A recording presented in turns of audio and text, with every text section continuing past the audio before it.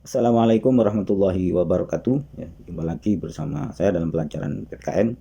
Nah, pada kesempatan kali ini saya akan membahas terkait dengan Sumpah Pemuda. Nah, apa yang akan kita bahas yaitu tentang sejarah dan arti Sumpah Pemuda.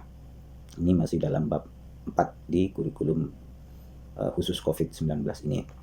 Nah, anak sekalian, kita tahu bahwa yang namanya Sumpah Pemuda itu adalah bagian daripada momen ya peristiwa penting dari kebangkitan nasional kita selain berdirinya atau peristiwa berdirinya Budi Utomo. Nah, apa itu Sumpah Pemuda? Sumpah Pemuda ini merupakan suatu pengakuan ya dari para pemuda dan pemudi Indonesia yang berikrar. Ikrarnya apa? Itu satu tanah air, satu bangsa dan satu bahasa ya. Itulah isi dari ikrar para pemuda ya. Isinya bagaimana? Sumpah Pemuda itu ya, kami putra dan putri Indonesia mengaku ya bertumpah darah yang satu ya, tanah air Indonesia. Yang kedua, kami putra dan putri Indonesia mengaku berbangsa yang satu, bangsa Indonesia. Kemudian ikrar yang ketiga, kami putra dan putri Indonesia menjunjung bahasa persatuan, bahasa Indonesia. Itulah ikrar dari para pemuda-pemudi Indonesia. Disinilah kemudian rasa nasionalisme, persatuan untuk melawan penjajah menjadi negara yang merdeka ini semakin kuat.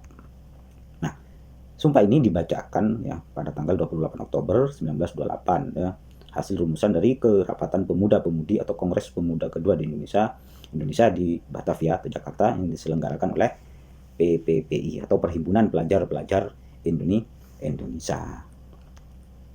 Nah, bagaimana kelahiran Sumpah Pemuda itu? Ya, ini bisa diruntut dari misalkan berdirinya Budi Utomo ya. Berdirinya Budi Utomo ini ya, kemudian mendorong munculnya beberapa organisasi-organisasi pemuda yang lain ya. Di antaranya adalah Trikoro Darmu. Nah, Trikoro Darmu ini didirikan oleh Raden Satiman Wiroyo Sanjoyo ya di Gedung Staufiah tahun 1915. Nah, ini merupakan cikal bakal dari Jong Java. Nah, pasti kalian tahu yang namanya Jong Java ini. Nah, ini berubah namanya ya menjadi Jong Java ini di Solo pada kongres pertamanya tahun 1918. Lah, Trikoro Darmo ini memiliki ya tujuan ya, mempererat tali persaudaraan ya, antar siswa-siswi Bumi Putra, ya, menambah pengetahuan umum bagi anggotanya, membangkitkan dan mempertajam peranan untuk segala bahasa dan budaya. Ini Trikoro Darmo ini organisasi-organisasi kepemudaan yang lahir setelah Budi Utomo. Kemudian juga ada yang namanya Jong Sumatranin Bon ya, ini organisasi pemudaan Pemuda Sumatera didirikan di Jakarta tahun 1917 ya. Tokoh-tokoh dari Jong Sumatranin Bon ini adalah diantaranya dalam Hatta, Pak Yamin ya. Ini adalah tokoh-tokoh yang lahir dari organisasi Jong Sumatranin Bon ini. Inilah organisasi ya, terutama dari tokohnya Pak Yamin ini yang menganjurkan penduduk Nusantara untuk menggunakan bahasa Melayu ini sebagai bahasa pengantar dan bahasa persatuan. Nah, selain ini juga ada banyak ya, kalian bisa lihat ada Jong Ambon, Jong Minahasa, Jong Cilebes, ya Sekar Arun, Jong Betawi, Jong Batak dan sebagainya. Ini lahir ya, didirikan oleh para pemuda-pemuda Indonesia. Semua organisasi ini nantinya akan mendorong lahirnya Sumpah Pemuda. Lah, kita tahu ya bahwa semua organisasi-organisasi ini nanti akan terhimpun di dalam organisasi perhimpunan pelajar ya. Pelajar Indonesia atau PPPI ini. Nah, kita tahu bahwa PPPI ini yang tanpa sekat kedaerahan. Kalau tadi kita Jong Jawa ya, Jong Sumatera, ya, Jong Cilebes dan lain sebagainya ini bersifat kedaerahan, namun PPPI ini tidak bersifat kedaerahan. Inilah yang menghimpun organisasi-organisasi kepemudaan ya, yang saya sebutkan tadi yang ada di Indonesia. Makanya organisasi ini punya maksud dan tujuan untuk menyatukan perkumpulan-perkumpulan pemuda yang ada pada saat itu di Indonesia. Banyak tadi nih. Nah, dari situlah kemudian atas prakarsa PPPI ini ya jadilah Kongres Pemuda 1 di Yogyakarta ya.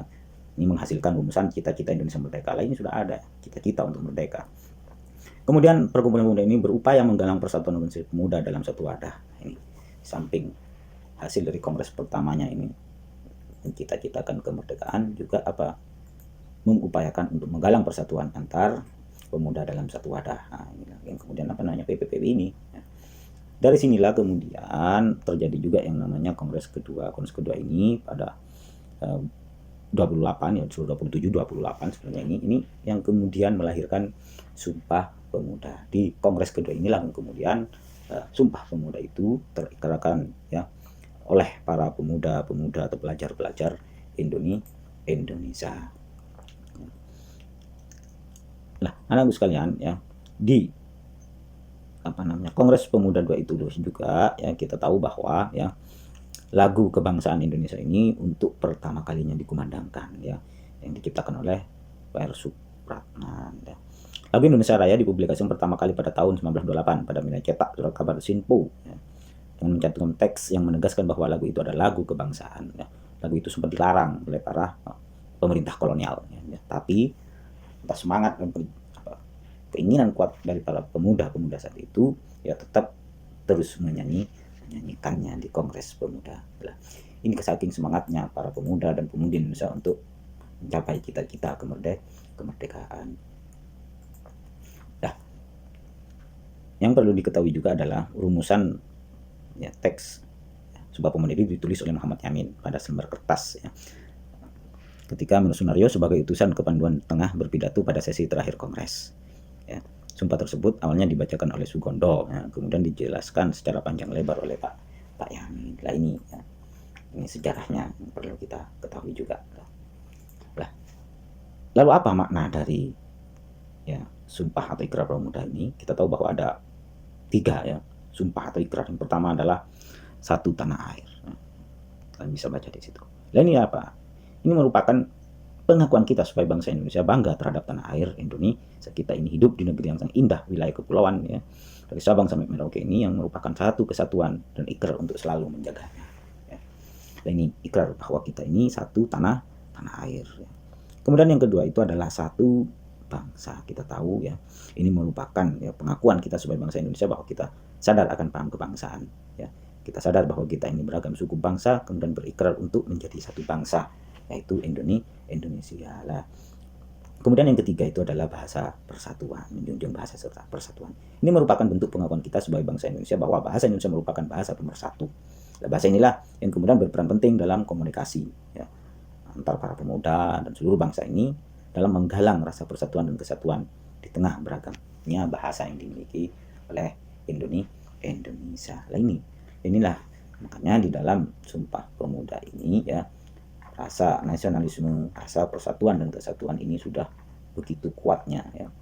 Begitu kuatnya sehingga memunculkan nama Indonesia. Sudah ini keberanian ya para pemuda ya. Ini yang kemudian terkristalisasi ya, pada tanggal 17 Agustus ya 1945 dengan diproklamasikannya Negara Kesatuan Republik Indonesia. Lah dari inilah kemudian sumpah inilah kemudian banyak sekali ya gemah Sumpah Pemuda ya, yang terus ya bergema di seluruh negara kita, tidak memandang etnis ya, asal dia menjadi bagian daripada bangsa Indonesia, keturunan Arab, Tionghoa dan lain sebagainya, semuanya melakukan sumpah tersebut. Kalian bisa baca nanti di bukunya ya. Nah, makanya yang perlu kita ketahui adalah setiap tanggal 28 Oktober ini selalu diperingati sebagai Hari Sumpah Pemuda, yaitu hari nasional yang bukan hari libur yang ditetapkan oleh pemerintah Indonesia melalui Kepres nomor 316 tahun 59 ya, tanggal 16 Desember ya. Dan inilah ini untuk mengenang ya, pentingnya ya, peristiwa dari Sumpah Pemuda, karena ini merupakan salah satu tonggak dari kebangkitan nasional sehingga kita menjadi bangsa yang merdeka.